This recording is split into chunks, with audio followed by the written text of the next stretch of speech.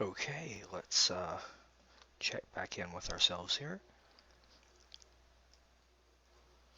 Okay, let's make it. So, going back into the adventure of Arm. Today has been a good day. I had the day off. I hung out with my wife for a little bit, played some regular Minecraft. We have a super flat world going on our server, and when last we played the Adventures of Arm, we got back home. We have 9 steak left, and I want to get back on the road. We've stowed away all of our good stuff, so let's go. Now this time we are going to, I believe we are going to go a different direction.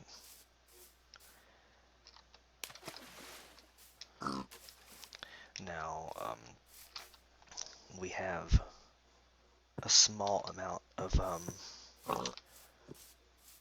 wood, but what we're really trying to do right now is get out of the spawn radius, get out of the radius of which mobs will be killing the animals close to our home, because we're going to have to start hunting again when we're out in the wild, and it would be really nice to still have some sheep and pigs to corral and not have to go too far from home to get them once we have wheat, because when we have wheat and we return home, we're really going to be hitting it hard, starting to bear down on creating our environment and setting up our areas and our spawn area the way that we want it to be. And so what we're hoping to accomplish is to leave some for the future. Hey, look at that. Oh my gosh. Look at this. Huh. Wow. This is where I probably came from. I don't remember if this is the direction that we came from. I believe it is. Yeah, it sure is. Okay, but this time we're going to bear back around and go south, I believe. Yeah, that'll be what we do. Unfortunately, we don't have enough wood to make a crafting table, so what? Oh my god, this is not good. Fuck. Yeah, this isn't good at all. Oh, I do have a crafting table. Never mind. So, before the sun goes down, I'm going to make a stone axe and get as much wood as I can for the road trip that we're about to have. So, yeah. Tell you what. Me and my wife, we run a Minecraft server, and it's greedandglory.net. And we've been making a go of it for about 2 years now. We have a very small clientele of very good people that we play with. And we had a Better Than Wolves server on there, but it's really not great for multiplayer unless you have some really close-knit friends that you want to share it with. But it can cause some conflict because the limited amount of resources and whatnot tends to pit people against each other. But Better Than Wolves quit updating to the newer versions of Minecraft with version number 1.5, 1.52 actually. And because of this version freeze, and because I was almost exclusively playing Better Than Wolves for the better part of like probably 2 years, when we got back into Minecraft, my wife and I, to do the server, we were playing kind of out of our depth. Like, we didn't know anything. We were diving into 1.79, I believe. And because of that, we sort of, oh, I'm gonna kill some sheep. I'm gonna kill that sheep too. And now I'm going to get safe and secure. Somewhere right there. Somewhere where it's gonna be anyway, this is a really good home, a really good place to be home, because I can dig out this and this and nothing. So boom, awesome, we're safe. And now I'm going to, okay, I got plenty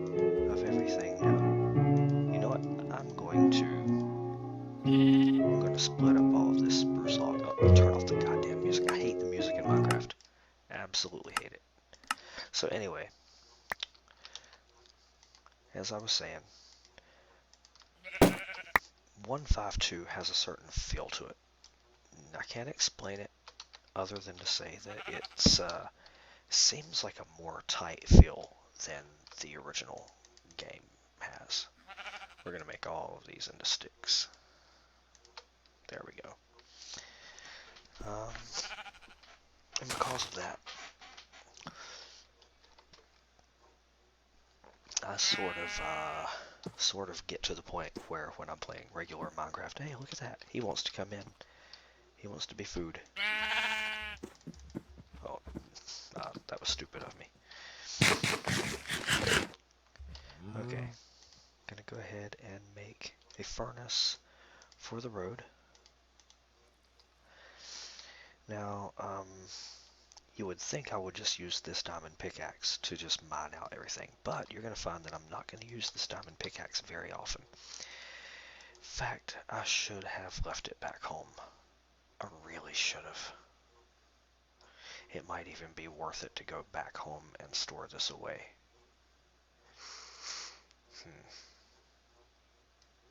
No, we'll continue with it. If I lose this pickaxe, it's not like we can't get another couple diamonds out of a little bit of luck. Alright, so anyway, coming back to play Better Than Wolves after playing regular Minecraft always feels really good.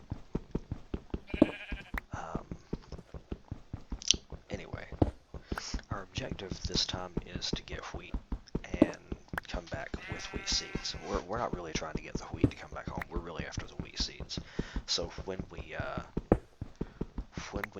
get to a village, and we will get to a village, we're not coming back home without it. We'll get wheat and possibly either potatoes or carrots. We won't get both of them from one village, although if we run into two villages, we still don't have a very good chance of getting both of them. The rendering of the world has been changed so that all villages outside of the spawn radius have wheat, every single one. But they have a small chance of having one or the other crop, but they will not have both of them. It's impossible. This means that you have to explore a lot more. And it's not a rule. It's not a 100%, and it's not verified, and it's definitely not in the game code because I've obfuscated it and looked at it once or twice. But it seems to be a general rule that when you go north from your spawn point exploring, at least in the conceivably explorable distance, you will run into one type of crop. You know, like you'll either get potatoes, and then any of the cardinal directions, you'll have a chance of getting one or the other. And I don't know whether north is better for carrots or south is potatoes, or if it's even really a thing. Maybe it's all in my mind, but it does seem that whenever I'm on a trip north, or a trip south, or a trip east, or a trip west, no matter what direction I'm going in, once I find carrots, I'll usually find another village with carrots later on, and I'll have to take a separate trip out to get potatoes. But, I mean, you know, you just start overanalyzing the more you play. So anyway, to break up the monotony of my voice, because I know that I can be a very boring person, I'm going to be listening to a new podcast that we have found today, and it's called Stuff You Should Know. And I don't remember what this episode is about, but we're going to dive right in. So.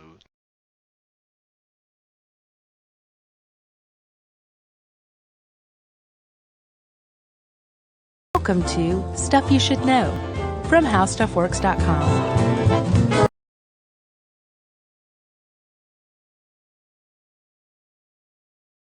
Yes, I'm Josh Clark. There's Charles W. Chuck Bryant.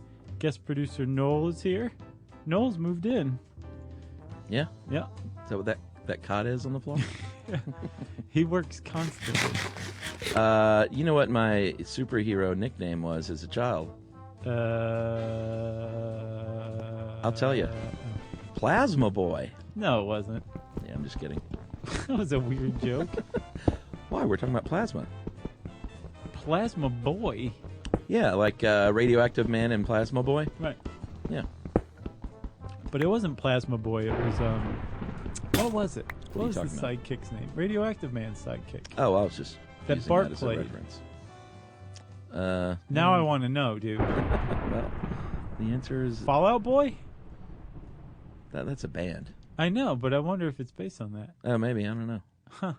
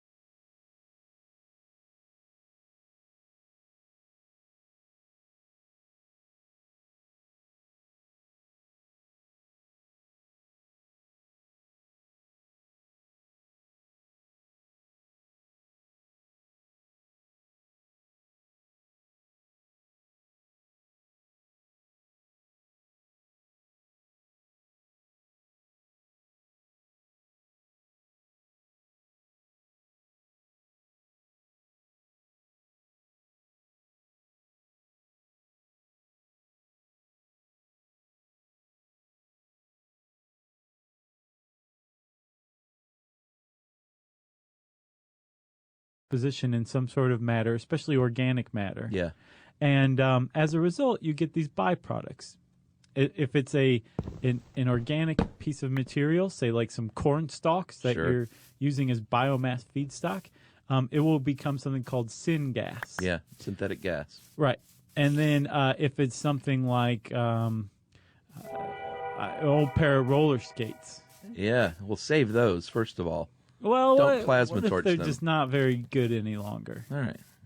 So the leather was at one point organic. I guess it would still be considered an organic material. That turns into gas. Yeah. The metal in the skates, Mm-hmm. that will turn into something called slag, Yeah. right? And it undergoes a process of vitrification. Yeah, it does. Vitrification is where this stuff becomes the bonds break between it so thoroughly Yeah. that it becomes basically a form of glass.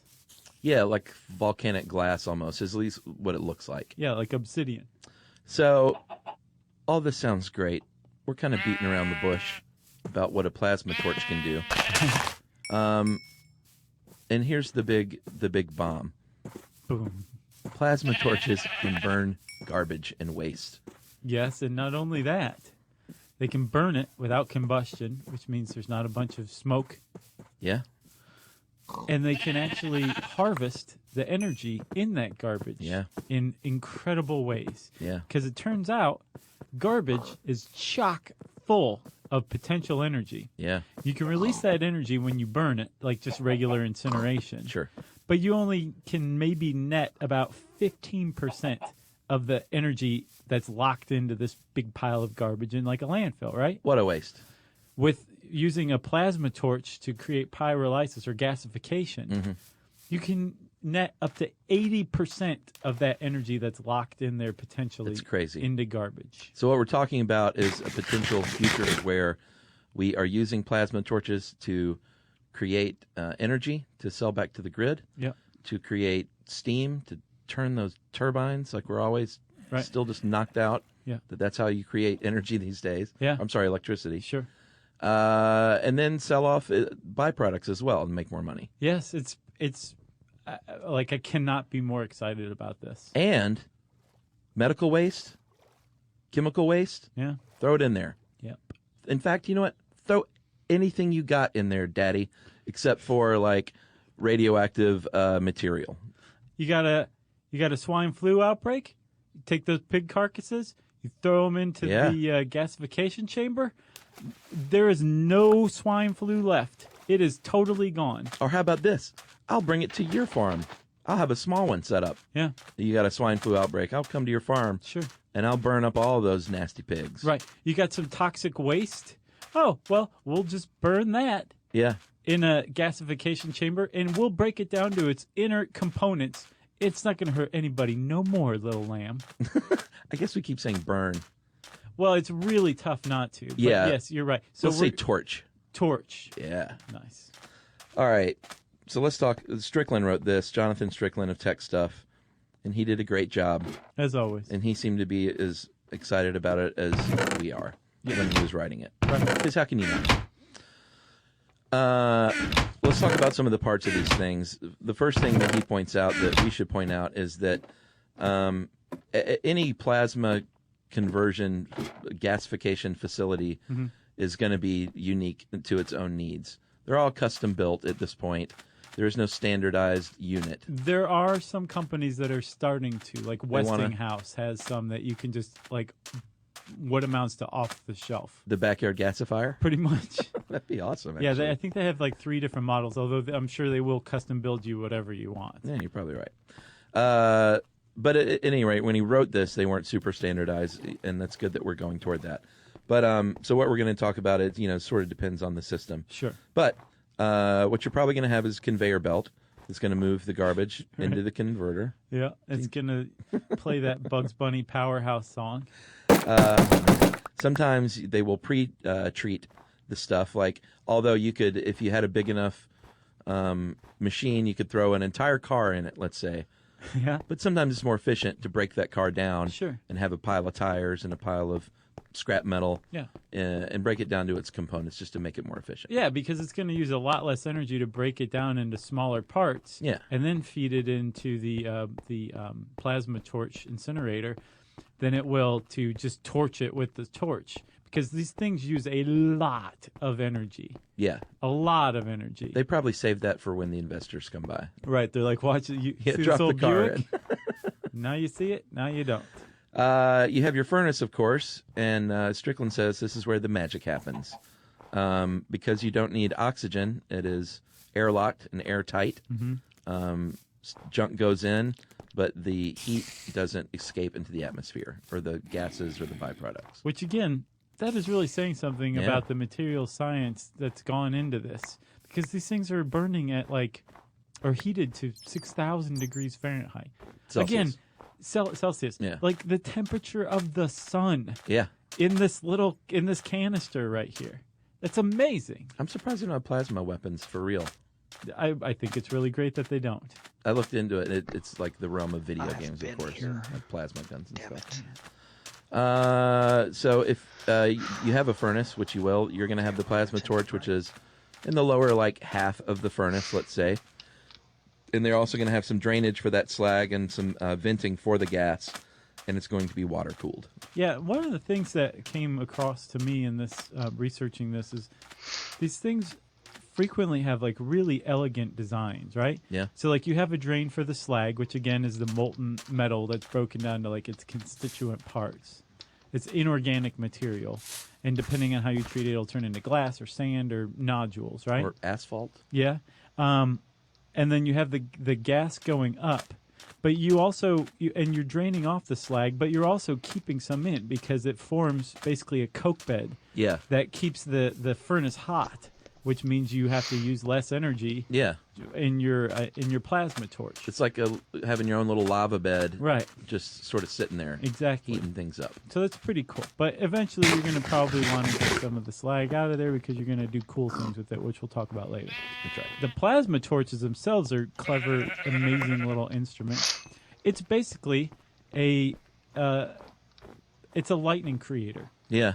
Like they use an electrical arc. They push usually just plain old air through it. Yeah. So that this electric charge heats the air to these 6,000 degrees, turns it into plasma, and then that's what's directed into the furnace. That's crazy. It is very crazy, but that's what they're doing. It's a little water-cooled torch that gets super hot.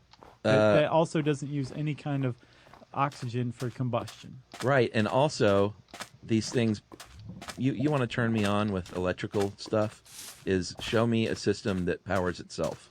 Right. I just love that more than anything. And these facilities, I mean, they've got excess energy to spare Right. afterward. Not only can they power themselves, Right. in a lot of cases, they're selling back to the grid. Right.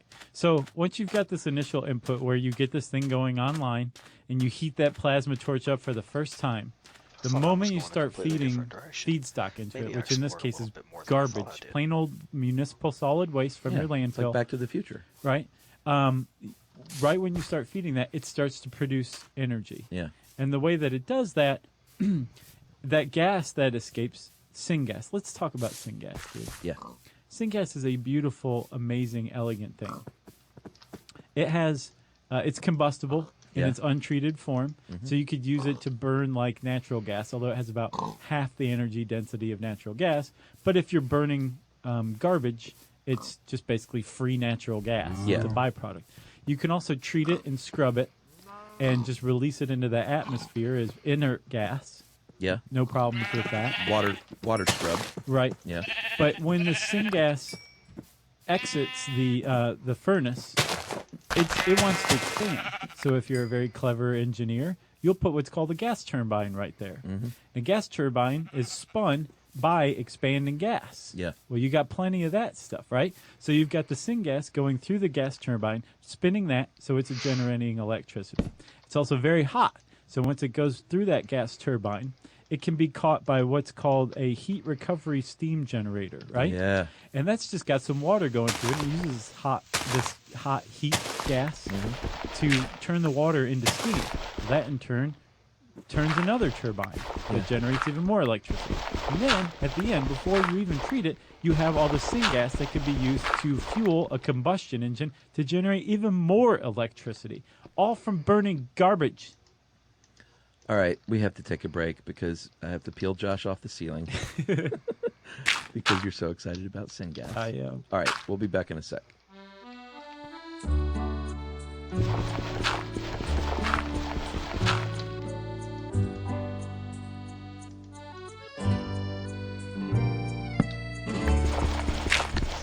Chuck, Yo. we have a business. That's right. We mail, we ship, we do it a lot. Yeah, we sure do. Yeah, and to keep things running smoothly and nicely and without us having to pull our hair out, we avoid going to the post office. And we do that by using stamps.com. That's right. It is the much more convenient way to mail and ship your items. They bring all the services of the post office right there to your desk. As you know, you can buy and print official U.S. postage right there at your desk. Use your own computer and your own printer. Print postage for any letter, any package, any class of mail, and then just walk out to your mailbox, hand it to your mail carrier, and say, have a nice day. Right, and you will never waste valuable time going to the post office again. And right now, you can sign up for Stamps.com and use our promo code STUFF for this special offer. You'll get a 4-week trial plus a $110 bonus offer that includes postage and a digital scale. That's right, people. Don't wait. Go to Stamps.com before you do anything else and click on the microphone at the top of the homepage and just type in the word STUFF. That's Stamps.com. Enter STUFF. Stuff you should know. Stuff you should know. How you feeling, buddy? You okay? I'm so excited. This might as well be oak insurance. Oh yeah, you like that one too, huh? Yeah, that's good. All right, so we were talking about syngas. You need to scrub it with water. They passes through a spray of water. You're actually cleaning gas, which is pretty interesting as a concept. And then there are all measure of filters afterward to remove acids and things like that, which do form weird byproducts like salts, inert salts. It's pretty neat. If you run it through a base scrubber, it turns into salts, but they're, again, inert. Like, just go ahead, pick up a handful and eat it. See what happens. Probably nothing. And if you use an afterburner, sometimes they'll use a secondary burner, which is actual just natural gas flames, I guess, to finish the job, maybe? Yeah, to burn off like any particulate matter in the gas. Like if the process didn't, the syngas isn't like pure. Right. This basically burns off particulate matter. Or you can scrub it too. And if you're doing all this, you're probably just going to release it rather than try to trap it and use it for combustion. Right. If you're going to scrub it. But you do need to scrub it, especially if you're going to release it in the atmosphere, because it does contain some pretty nasty stuff. Yeah. Cadmium, mercury, a lot of heavy metals. Because remember, what this process does, the plasma torch and the gasification process, breaks these things down into their constituent atoms and molecules, right? Yeah. And heavy metals and some other things are not really good for us, even in their most basic form.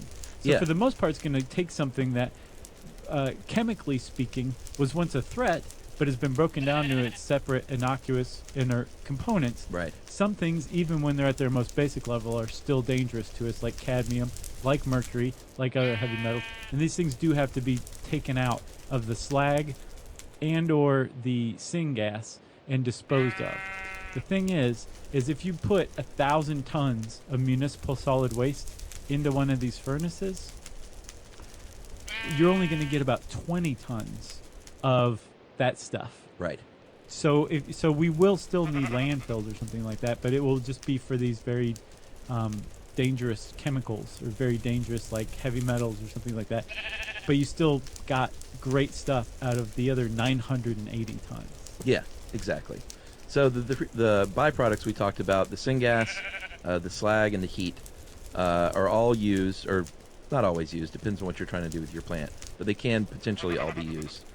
And the slag, I think you already said, you're getting 80%, so that means the weight of your resulting slag is only 20% of what you started with. So you took that Buick, and it now weighs 20% what it formerly weighed. Right, you could pick it up if you want. Yeah, maybe so. Probably should wait for it to cool down first. And the volume is only about 5% of the original waste volume. And like you said, it looks like volcanic glass, and they can use it in asphalt and concrete. They can pour it directly into molds and make paver stones. Right. And it's all of a sudden it's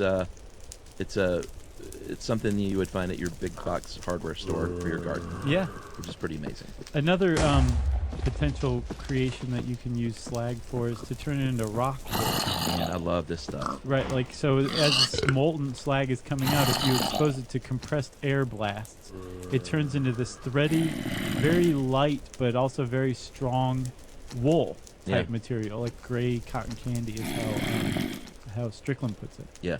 And there's a lot of uses for it. Like you can use it in hydroponics. It's a growing medium. You can also use it as insulation. Apparently, it has twice the insulating properties of fiberglass. Yeah, amazing. Yeah, it is. And you can also use it to clean up oil spills, it says. Yeah, this is the one that really gets me going. It's lighter than water, so you can just throw it on water and it'll sit there. Yeah. And it's super absorbent, so it'll basically... What they'll probably do is contain it in something like a tube or something, and then just throw that tube in a big circle around an oil spill. It'll float on the water, soak up the oil. And you just go back and scoop up the rock wool. Yeah, I guess so. Yeah.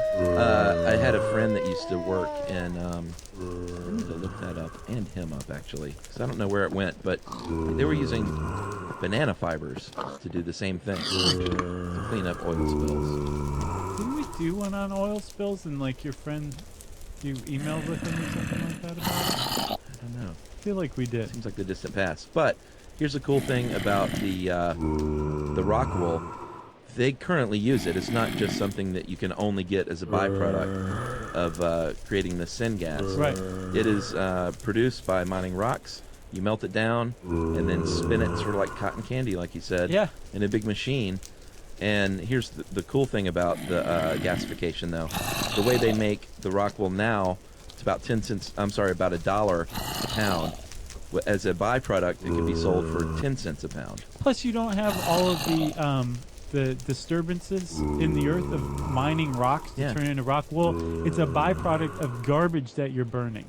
That's great. It's amazing. This is like win, win, win, win, win, win, win, win. The slag is not leachable. That's another cool thing that I found too. Yeah. So Strickland specifically said you can't do this with radioactive material. I have seen that you can. Oh, really? Yeah. And what you can do is it'll turn it into this slag, this obsidian glass. And while it's still radioactive, it's not going anywhere. It's not going to leach out into the soil. Yeah. And it should be stable like this for thousands of years, conceivably until the radioactivity is not harmful to humans any longer. So it'd be a really great, you could just turn it into these radioactive paver stones that, yeah, that might even glow at night. You'd have a nice little path in your backyard and it'll glow. There's actually glass like that. I can't remember what its technical term is, but in the mid 20th century, there was a big trend for they called it Vaseline glass because it glowed about the color of Vaseline, which is weird. But you can find cut glass like ashtrays and sculptures that glow. And the reason they glow is because they're radioactive. I think I know what you're talking It's about. really neat looking, but it's also like, I don't know if that should be in my home. It'll light your own cigarette. Just, Right. just hold it against Just the hold ashtray. it near there, yeah. All right. Well, let's take another break here, and we'll talk about where we are now and where we could be headed with gasification.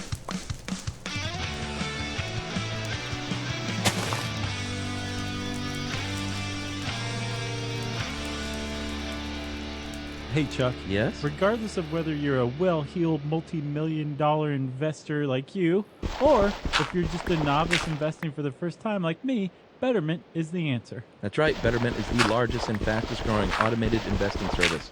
They already manage over $2.5 billion for more than 100,000 customers. Yep, what they've done is built really smart technology that automates investing and helps you make better financial decisions by helping you invest in your personal goals so you can get on track for the big R, aka retirement. You said it, buddy. Betterment helps you save time and money by making it easier, more straightforward, and less expensive to invest. They made it easy to start investing with them by linking your bank account or rolling over your 401k or IRA. And they have one of the most intuitive, easy-to-use, user-friendly, and nicest-looking technologies you could possibly encounter on your computer or device. Yep, and right now we have a great offer. If you sign up, you can get up to 6 months of free automated investing today. You get the full terms and conditions at betterment.com/stuff. That's right. Like Josh said, sign up and get up to 6 months of free automated investing today. Betterment.com/STUFF. Betterment, investing made better.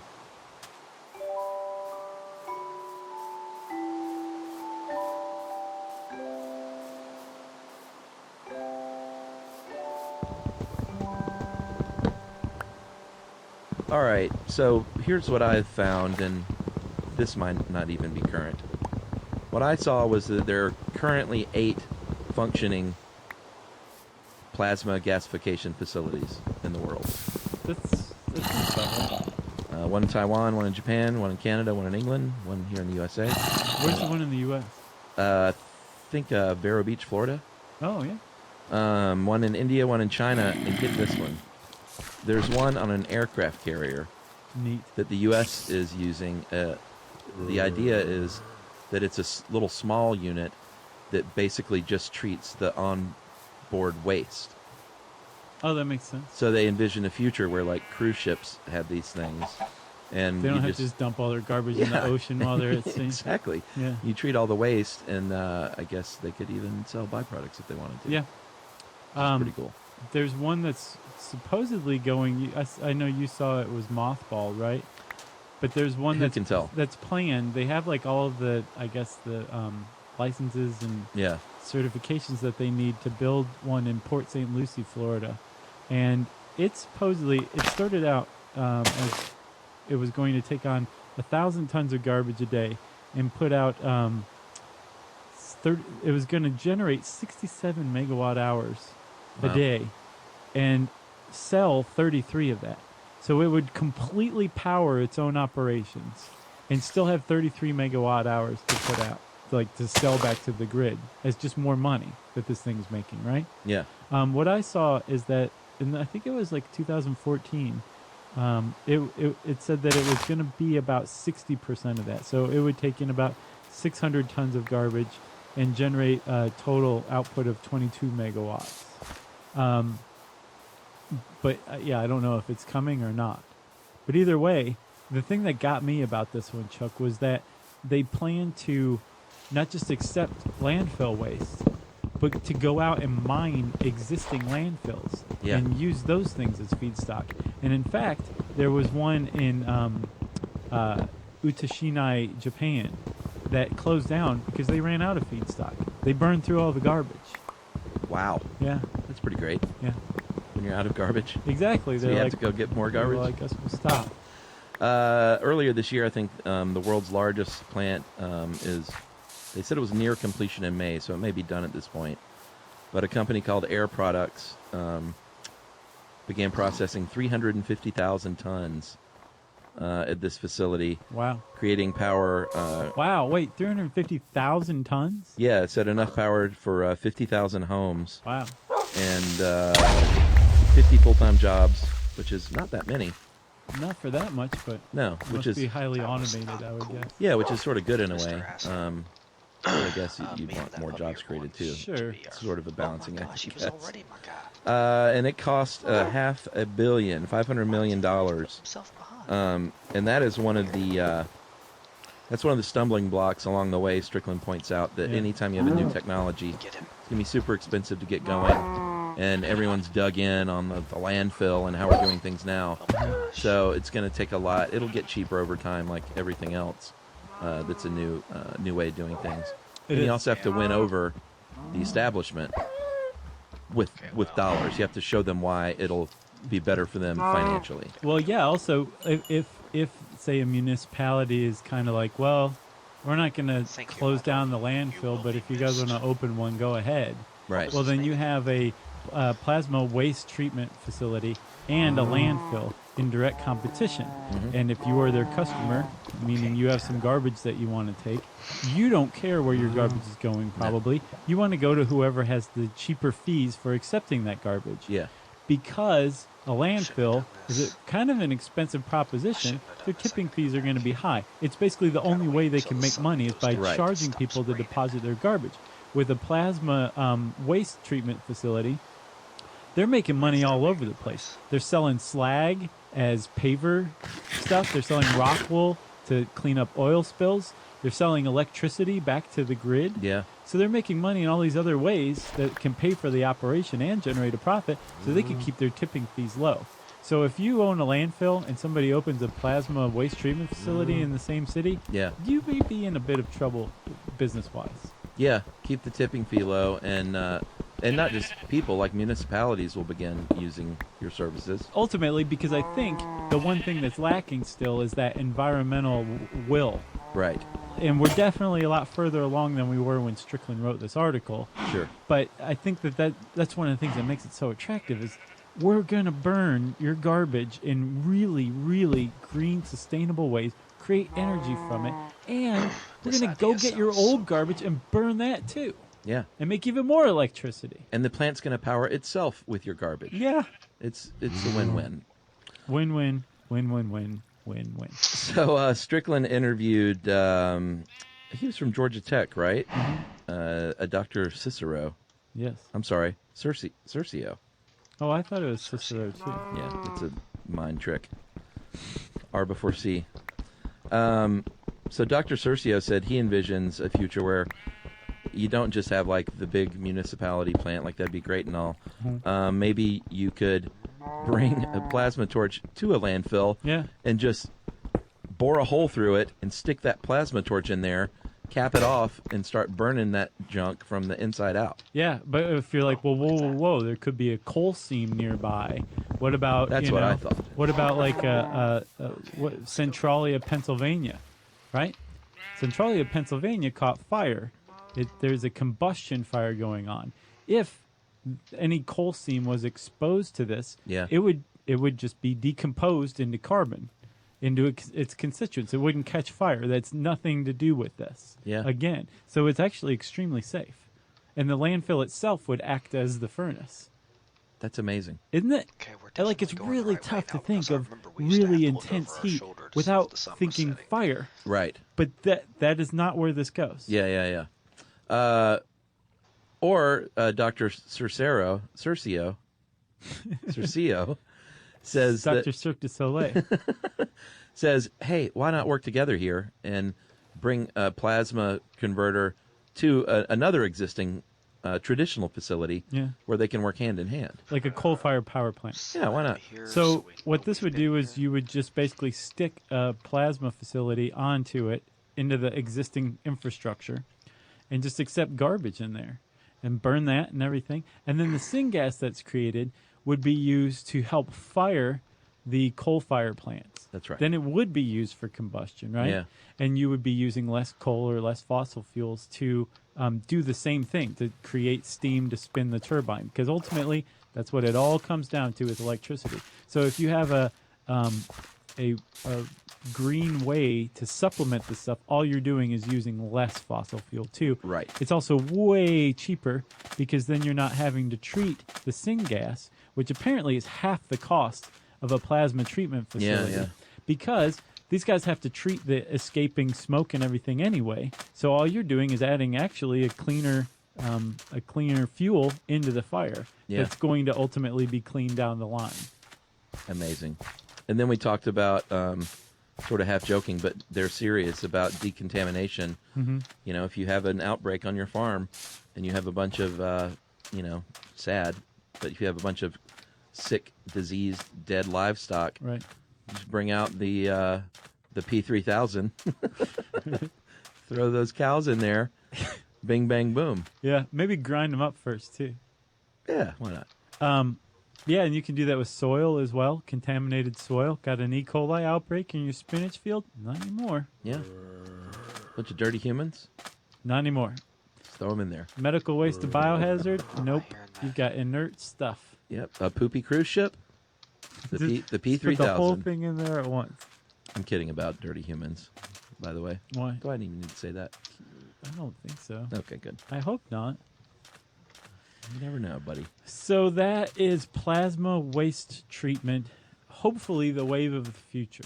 Yeah, we should title this something a little sexier so people aren't like, Yeah, there's a lot of people who are gonna be like, I'm not What? listening to that. 'Cause- But that should. yeah, because then, like, even people that are super into, like, green technologies will probably be like, oh, I want to learn about this weird science thing. Yeah. How about plasma waste Don't treatment? worry about it. Please I listen. gotta get in Signed, for the night. Josh and Chuck. Yeah, I like it. It's a little clumsy. Yeah, We'll work this on wrong it. side will be If you want to know more about plasma treatment facilities or any of that stuff, you can type those words in the search bar at howstuffworks.com. And since Chuck said sexy, it's time for listener mail. I'm going to call this You Guys Got Africa Right. Thank you. Hey, guys, listen to your podcast about female puberty and was very impressed with the thoughtfulness and sensitivity in which you explained things and gave advice. By the way, we heard from a lot of people on that. And thank you. A lot of young women, a lot of grown women, a lot of men and dads. Right. And that one meant a lot. It was really good to get that one right, I think. The one thing that we didn't quite get right, that someone has pointed out more than a few times, is we said boy crazy a lot, and we should have gone out of our way to say, like, Oh. you might also be girl crazy, or you Yeah. might not have sexual feelings and thoughts. I wish we had that one back. I know, that's, I'm giving us a break on that because we people know how we feel about that stuff. We just didn't point it out as strongly as Yeah. we should have. But So- that's how things change and improve, though. Is, I know. Well, Well, we're saying it now. Young ladies out there going through puberty, you might like other girls, you might not like boys or girls, and all that's okay too. Yes. All right. Thanks for saying that. So back to this. Probably listened to about 200 or more of your podcasts. Oh, man, you got a long way to go, buddy. And I'm always... He's like, I'm almost to 301. Yeah. Only 500 after that. I'm always happy to hear you guys do your best to be specific when you make references to events in countries or geographic regions. What I mean by this is you don't generalize like a lot of people do and say crap like in Africa they blah blah blah, or in Europe it's normal to blah blah blah. When you got to the part of your latest show where you talk about female puberty rights, I was elated to hear you being careful enough to say in Ghana there is a village where ... The reason for my reaction is that I've lived in the U.S. for 20 years, but I'm from Ghana. There are at least 20 distinct ethnic groups and languages in Ghana alone. Wow. And I know for a fact that the ritual you described is not done in all of them. In fact, I've heard of it, but I don't think it happens anymore. By the way, the official language in Ghana is English, so we are able to communicate with each other. Nothing irritates us Africans more than to hear someone start a sentence with "in Africa." I bet. Sure. Like a continent that huge. Yeah. Because no one says, well, in North America. No, but they do say, like, in the U.S., or at True. least it's a confederation of, like, associated states. In Africa, it's like, yeah, you're putting the whole continent in, and it's all these different countries, with Yeah. all these different cultures. Yeah, Yeah. it's amazing. So thanks, guys, for being so thoughtful and professional. Eric from Seattle, by way of Ghana, I guess. Yeah. Thanks a lot, Eric. Appreciate that. Thank you. Agreed. If you want to get in touch with us, whether to give us big ups or poo-poo us or submit some sort of neutral statement that's fact-based, who knows? We get those a lot. Yeah, you can tweet to us at SYSK Podcast. You can join us on Facebook.com/Stuff You Should Know. You can send us an email to stuffpodcast@howstuffworks.com. And as always, join us at our home on the web, stuffyoushouldknow.com.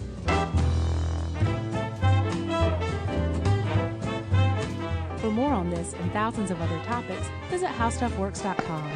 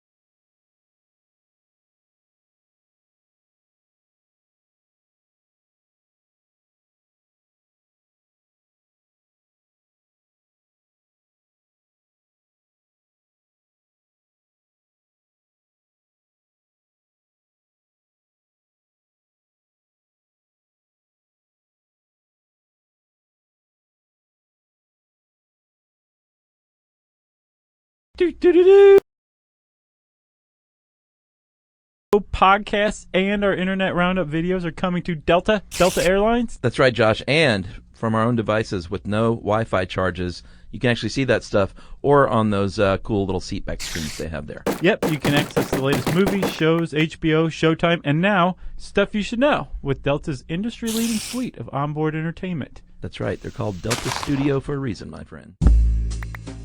Hey, everybody. Listen up. We're going on tour. We're going to be out there live. We're taking our awesome show that's received rave reviews from our family to you up there in the Midwest. And Pittsburgh, we text you guys on. So. Yins need to show us some love. We're going to be hitting the road October 5th through 9th in Detroit, then Chicago, Yep. then Minneapolis, Right. then Milwaukee, Yes. then finishing up in Pittsburgh. Finishing in Pittsburgh. And you can get all the deets at sysklive.com, where you can find tickets and venue information and all the good stuff. Yeah, and this won't be the last time we're touring live, obviously, but this is the last time we're doing this show, isn't it? We're going to have a brand new show next time, I think. Yeah, so get off your duffs, Midwest and Pittsburgh, and go to sysklive.com, buy some tickets, and we'll see you in October. We're getting excited. And hey, big thanks to Atlanta's own Delta Airlines for sponsoring this tour. Welcome to Stuff You Should Know from HowStuffWorks.com.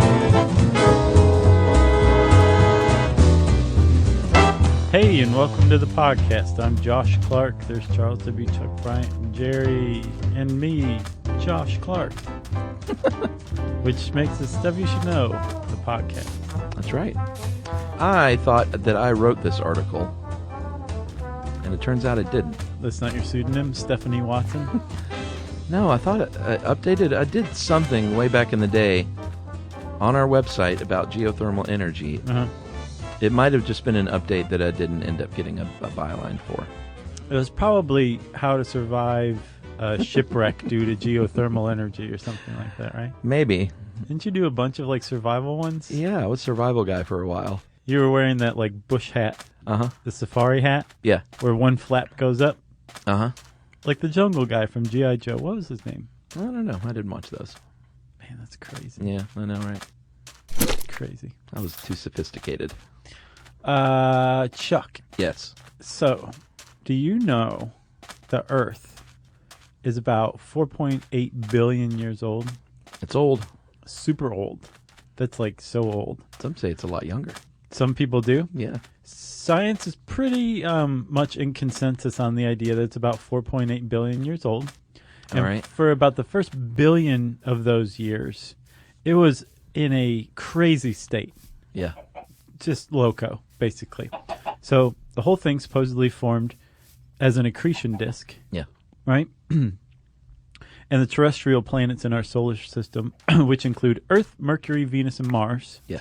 happen to attract the heavier elements, elemental particles, which created a rocky core eventually, and then more and more stuff was attracted to this rotating, gravity pulsing core, and the Earth was formed eventually, right? Yes. Well, as it was formed, or forming at some point, another celestial body, which just took off afterward, slammed into Earth. Yeah. And remember we talked about the moon. This is how the moon was formed. Yeah. Just basically spit out a bunch of the Earth, and then the moon formed its own little accretion disk, and then there was the moon. But when this body hit the Earth, they think that it melted. The impact melted the first several thousand kilometers of the Earth's surface. Yeah. The depth just melted it. It hit it that hard. Isn't that cool? Yeah. So I raised this, or I mentioned all this for 2 points. One, that heat that was originally part of the Earth's early formation. Still there. Yes.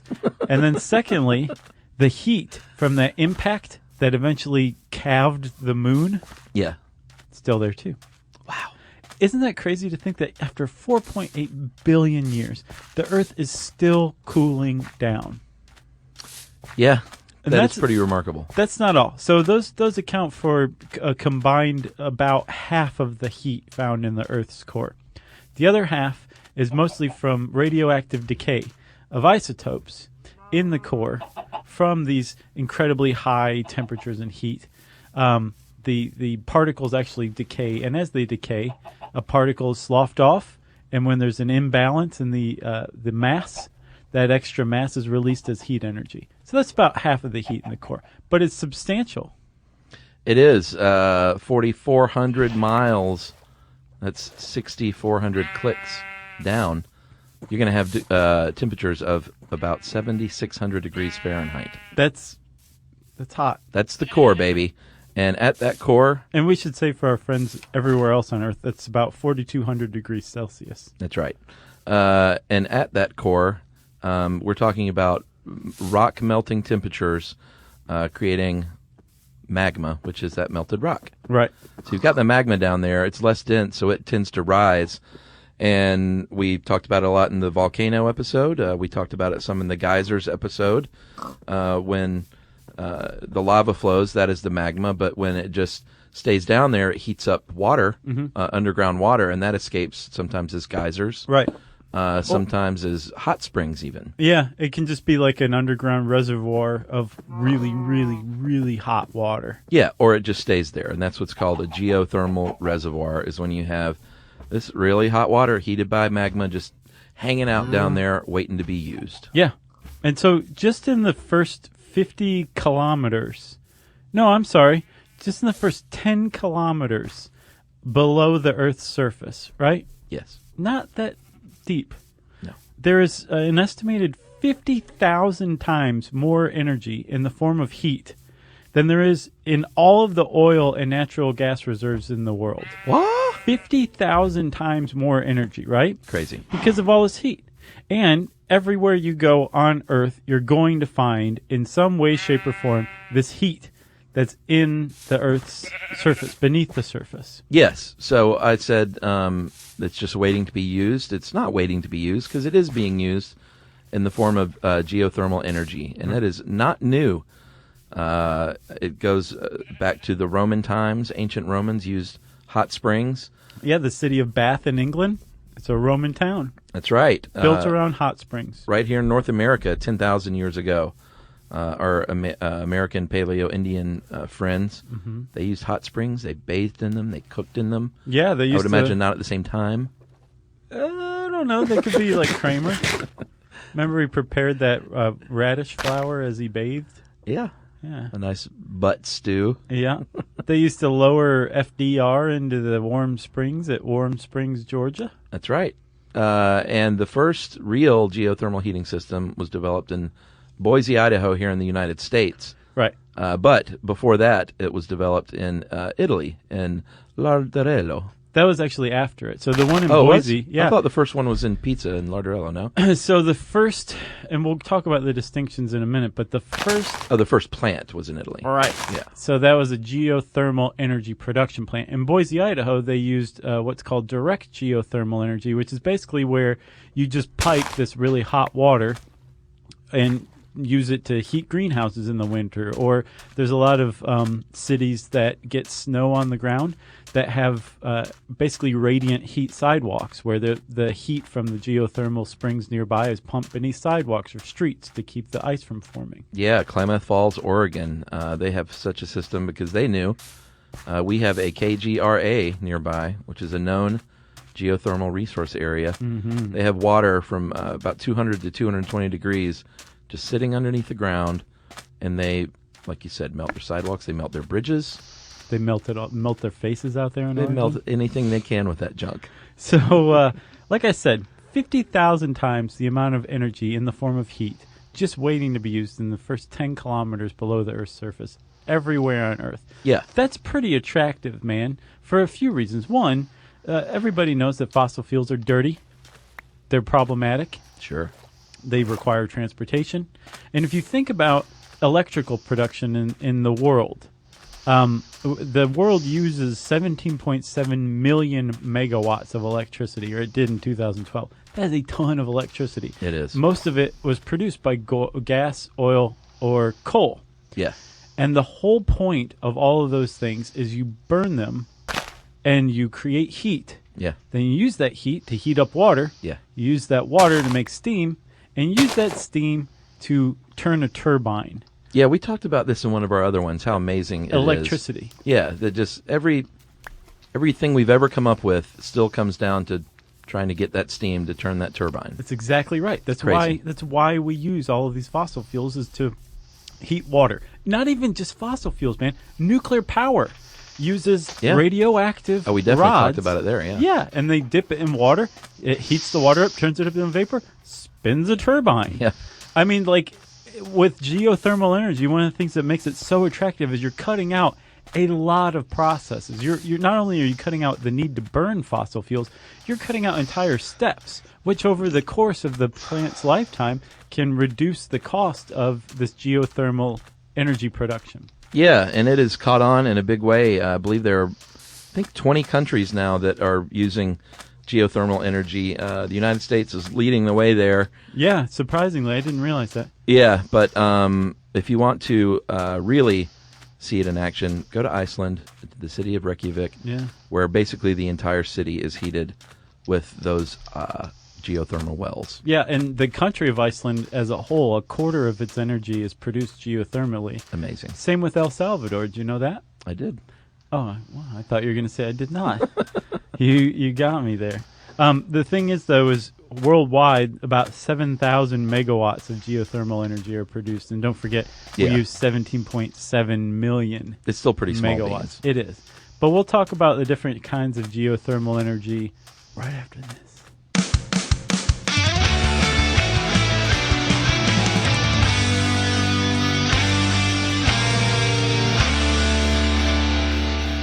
So, Josh, we've all been there. You walk into the grocery store, I've been there. and you go to the aisle that says Josh's favorite things, and there's all your favorite snacks laid out for you. You know, I'd say about 85% of the aisles at the grocery store say Josh's favorite things. I'm talking about a fantasy utopia, my friend, because, of course, they don't operate that way. Right. But you know what does? What? Nature Box. Well, yeah, it's like the grocery store made for me. That's right. It has the most delicious snacks on the planet. It's as simple as that. And all you have to do is tell them what you want, and they're going to deliver them right there to your doorstep. That's right, and they have some pretty great snacks, Chuck. They have things like, I got to tell you, the praline pumpkin seeds are amazing. The peanut butter nom-noms, always great. The salted caramel pretzel pops. Oh, man. They're dangerously addictive. I partied on those the other day, and I like those whole wheat raspberry figgy bars. Yes, and if you want something savory, their Simply Smoked Nuts selection is really, really good. That's right. Plus, they've got a smart snack guarantee, so if there's ever anything you don't love, just let the helpful folks at NatureBox know, and they're going to replace your next box. It's as easy as that. So remember, go online right now to get your first box at naturebox.com/stuff and unbox a world of taste and possibility. And remember, the smart snack guarantee takes the risk out of snacking.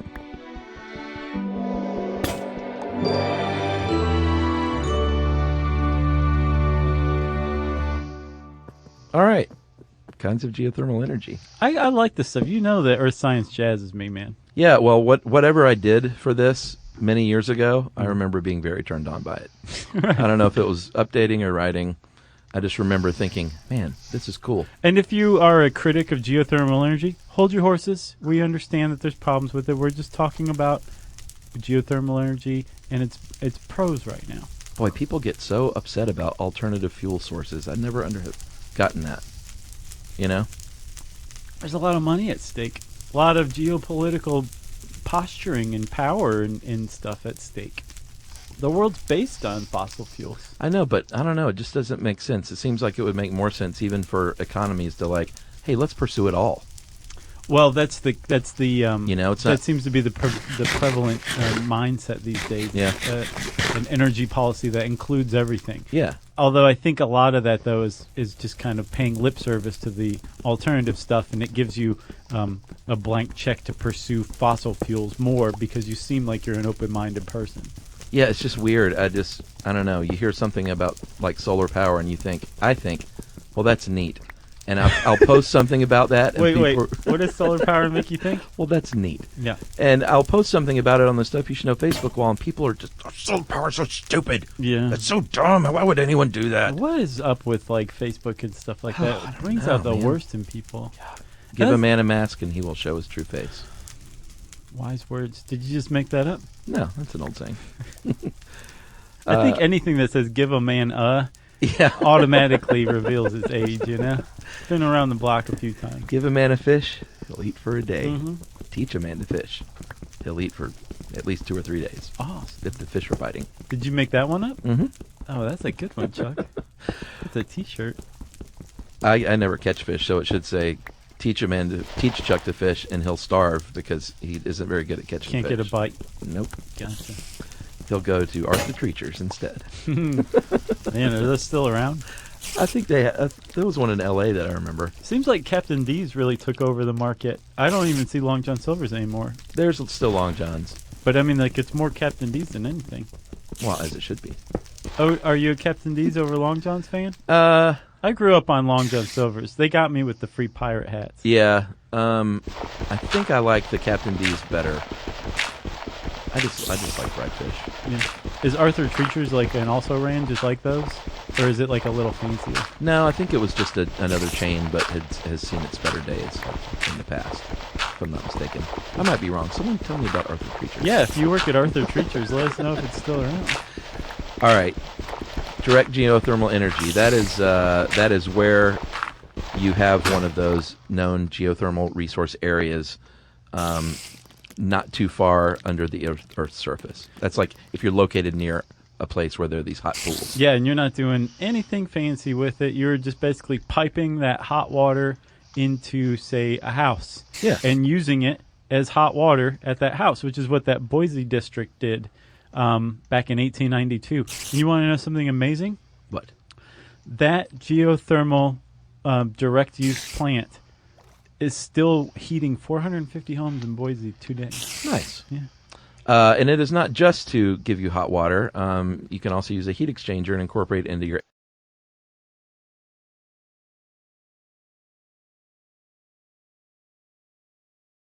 That's a geothermal heat pump, I believe, right? What, to heat and cool? Yeah. So I think those are both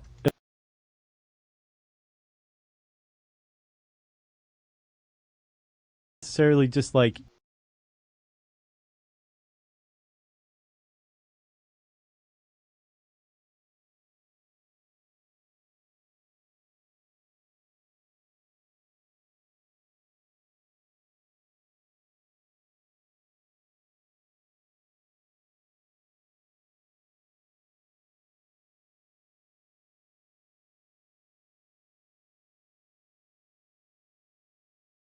thermal heat pump.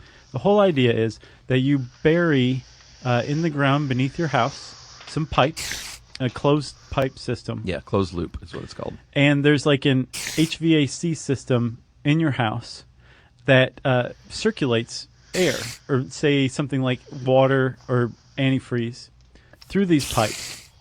And it takes the heat from your house and exchanges it through this heat exchanger in the summer, sends it through underground where it's cooler than it is in your house in the summer, so that that water or antifreeze or whatever is cooled, which brings it back and then cools the air in your HVAC system, which then blows out through your ductwork. Yeah, just a few feet under your feet underground. It's 50 to 60 degrees year-round. Yeah, below the frost line, which is usually about 10 feet below ground. Yeah. And yeah, if you can, since it's a steady temperature, depending on the season, especially if you have wild seasonal fluctuations where it gets really cold and really hot, depending on, then you can really take advantage of this. So the whole idea is, if it's, say, like 50 degrees, in the summertime when it's 90 degrees, if you're cooling that liquid that's in turn cooling your air, Yeah. that's easy. Sure. But 50 degrees in the winter, that seems, not that much warmer. But just that little bit of warmth, that extra, say, 20 degrees on a particularly cold day, Yeah. that heats up that air, which means that your HVAC system has less energy to expend Yeah, a lot less. in further heating up the air Yeah. to, say, 75 degrees. Yeah, call it an assist. Exactly. So you're still using like a lot of the same technology, like a compressor and all of that you would use with a traditional HVAC system in your home. But the steady temperature of the ground Yeah. is, like you said, assisting that. So you're having you're using less energy, and thus your energy costs are less as well. Plus, it's reliable. It's not, you know that it's going to be between 50 and 60 degrees. Right, all year round. All year round. The third way that you can use this is with a power plant like we talked about, and that is when they, like we said, they generate, they pipe it up through the wells and they generate electricity. There are dry steam plants where they just pipe it directly into the generator and power it. Right. That's, I guess, the easiest and most cost efficient. Yeah, that's just, yeah, I think the one in Italy, in where? Lardarello? I think is Lardarello, Italy. Yeah. In 1904. It's still in online today. They're basically like, we have the steam. Right. And let's use it.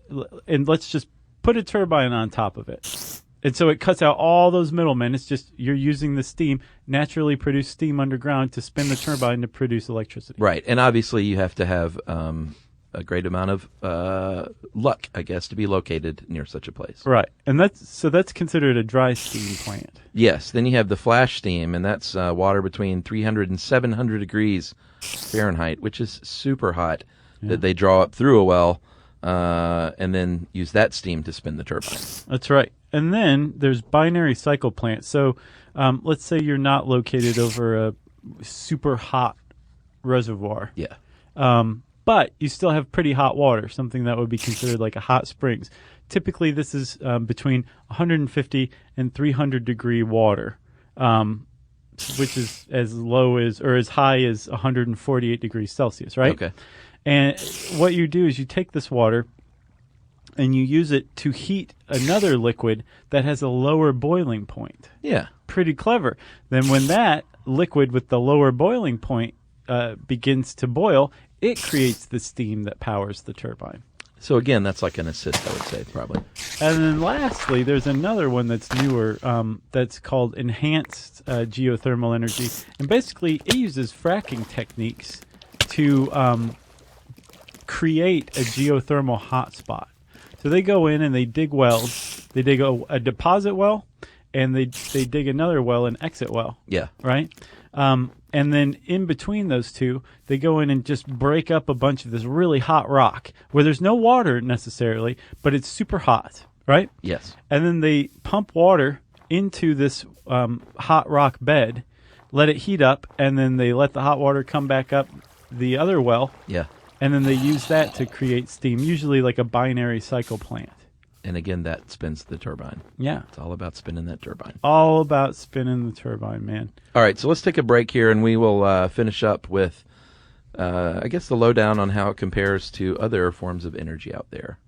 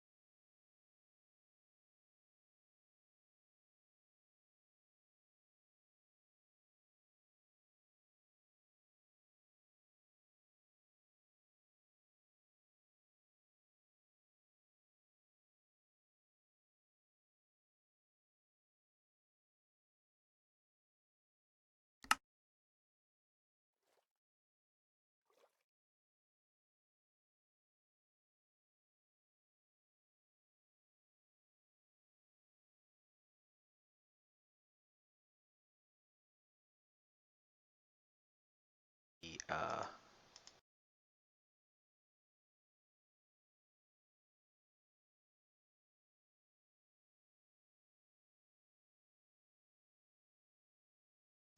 is on.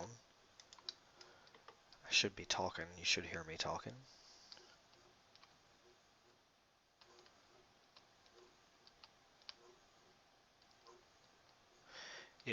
if you can hear me, then that means that I can listen to music without you guys hearing this. Awesome. Okay.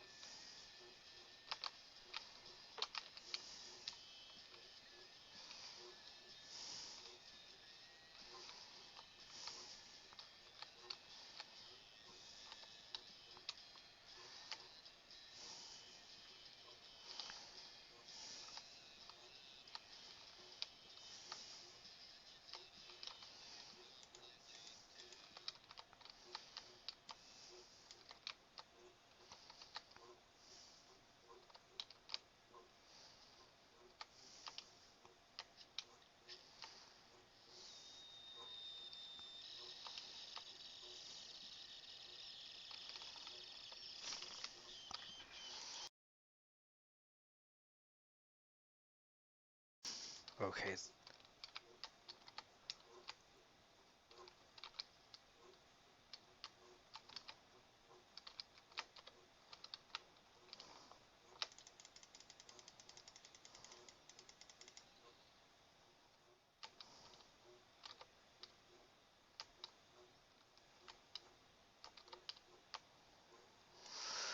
Shit.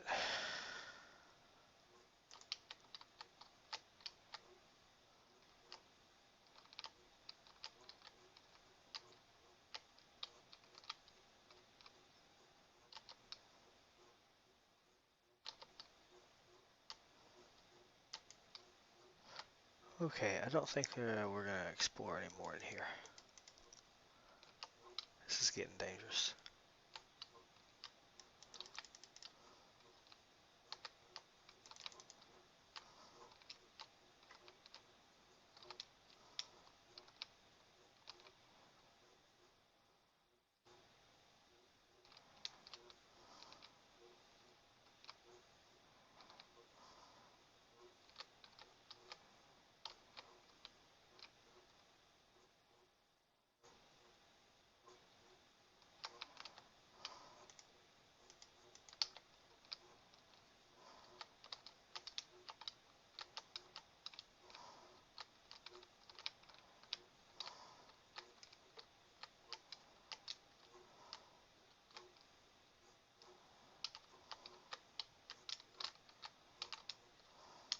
We are not going to be doing this. I want to look at this.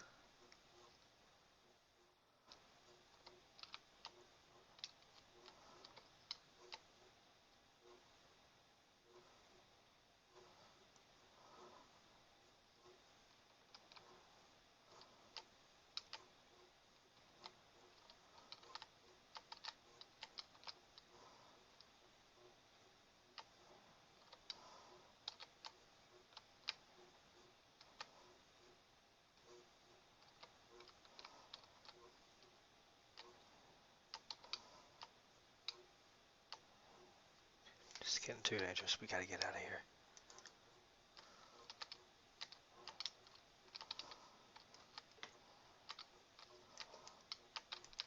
We're not equipped to deal with this, so we're getting out of here while we can.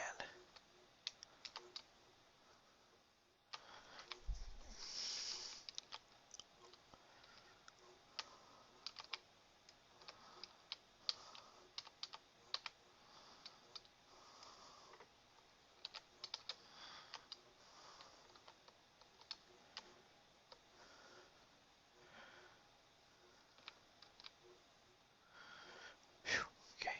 Well, that could have been great.